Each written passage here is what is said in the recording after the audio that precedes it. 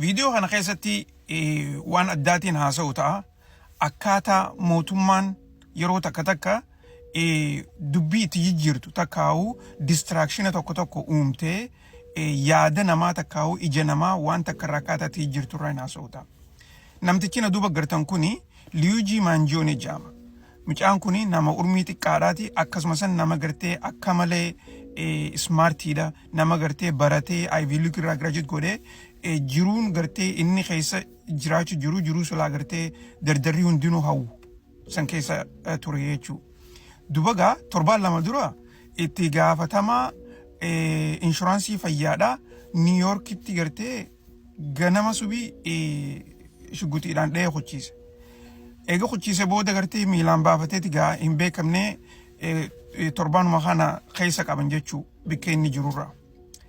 Eega qaban booda mucaan kuni akka malee goota taheeti gartee mul'ate.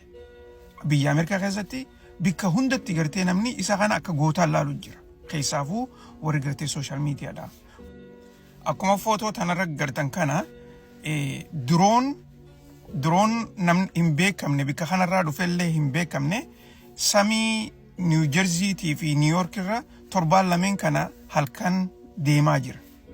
Halkan gartee akkuma gartan kanatti tiraka dirooniiti.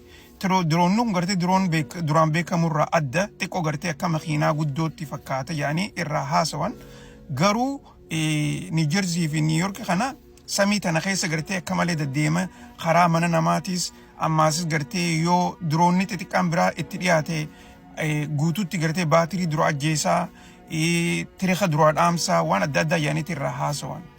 Wanni kuni magaalaa keessa gartee olii gad deemaa ture jechuu ilnaawaa hanqa gartee oduu irratti illee haasawanii takka. Dubagaa miidiyaa adda addaa irratti wanni hin darbamin hin jirtu. Kaan gartee UFO dhufe jaa, kaan Iraanitu nutti erge jaa, kaan gartee bikkarraa dhufe hin beeka waan adda addaati gartee miidiyaa irraa haasawaa turan jechuu. Kuni maaliif isinitti himaa jira? Akka gartee mootummaan yeroo takka takka distraction uumtee waan namni irraa haasawaa jiru san itti jijjiirtu. Sanii isinitti himuu jira jechuudha. Kana gartee akkaataa itti irraa baratanii. Amma gaa kalee namtichi asirra na duuba gartan kuni gartee Mayorkas jedhaniini inni gartee itti gaafatama Homeland Security biyya Ameerikaa kana nama gartee biyya tana guutuu security biyya Ameerikaadhaa eegu jechuudha.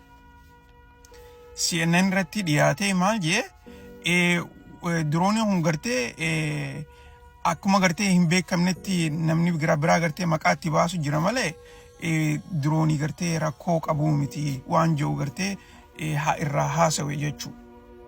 Kun egaa maal jechuudha? Durumaanuu gartee mootummaatu gartee akka mootummaan gootee takkaa'u akka gartee dubbii fardiin ta'inii takkatti laaffisee himaa jira jechuudha. Akkasitti gartee mootummaan waan gartee efficiitiif hin feene jijjiiruu dandeessi. Kuni just complete distraction jechuudha.